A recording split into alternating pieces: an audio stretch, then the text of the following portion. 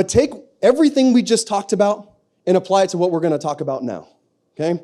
Because Paul is talking and saying, Hymenaeus and Philetus were upsetting the faith of some because they were saying the resurrection had already happened.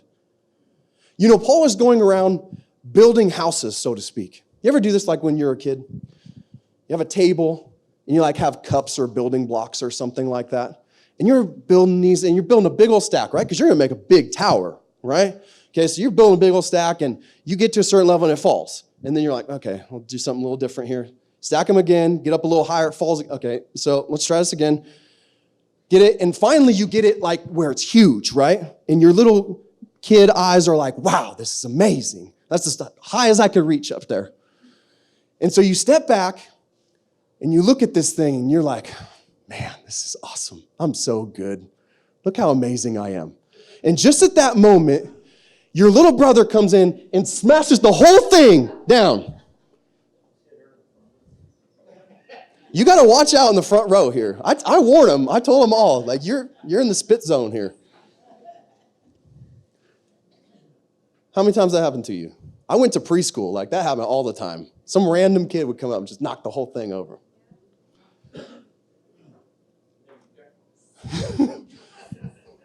Is that very Christian-like? He said, then you dick. Yeah, it's true. It's true. But that's what happened to Paul here. He was building houses, going around building these churches. And then these two guys come in and they're wrecking it. And at this moment, Paul has two options. He can either go after these guys and start fighting them and trying to rebuild everything that he had already built that they're ruining, or he can trust God and allow God to do the work. Look at what he says in verse 19. He says, nevertheless, the solid foundation of God stands, having this seal. The Lord knows who are his. The Lord knows who are his. What he's saying to us is God's got it. I know it's difficult because it's oftentimes that the person that we want to receive the Lord the most is the person closest to us, right? Close family member, close friend. And they just won't for some reason. And you feel like if you just did a little bit more, if you just went a little further, if you told them a little bit more, if you took the scriptures and just gave them a bunch of scriptures, that they would all of a sudden, like a light would come on and it would just happen for them. But again and again, you do it and it doesn't. And you do it and it doesn't. And you do it again and it doesn't. And you're like, Lord, what's going on here? What's happening? What's happening is we've taken it upon ourselves instead of allowing the Lord to do the work. Instead of allowing the Lord to go before us to prepare a heart. I like to garden. Does anybody here garden?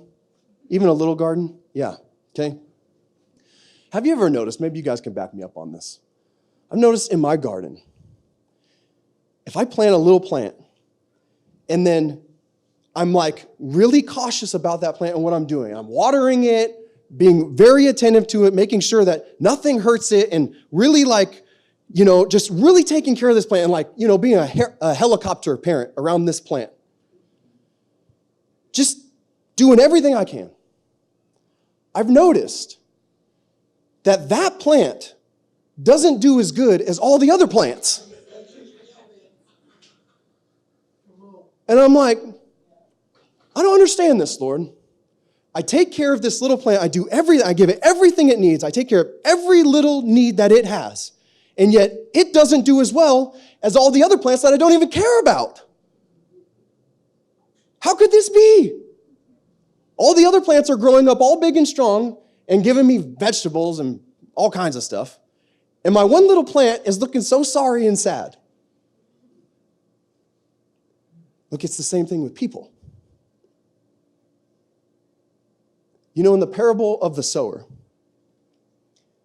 Jesus says a man went out to sow seeds. Some seeds fell on the path, and the birds came immediately, picked up those seeds, went off with them. Some fell on rocky soil, and though they sprung up quickly, they had no roots. So when the sun came out, it scorched them, they died.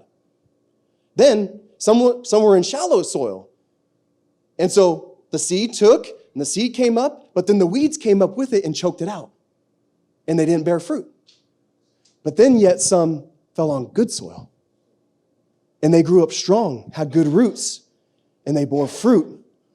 Some 50, some 100-fold, lots of fruit. Lots and lots.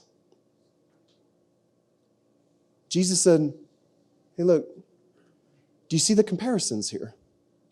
There were 3 places that didn't bear fruit.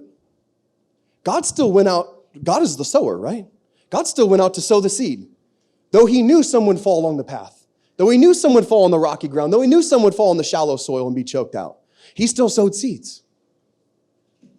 But it was only in one place that those seeds actually bore fruit. You see, God is doing this work. He knows who's going to receive him and who's not, but he still goes out to sow the seeds. What we have to do in our own lives is understand that God is in control of this.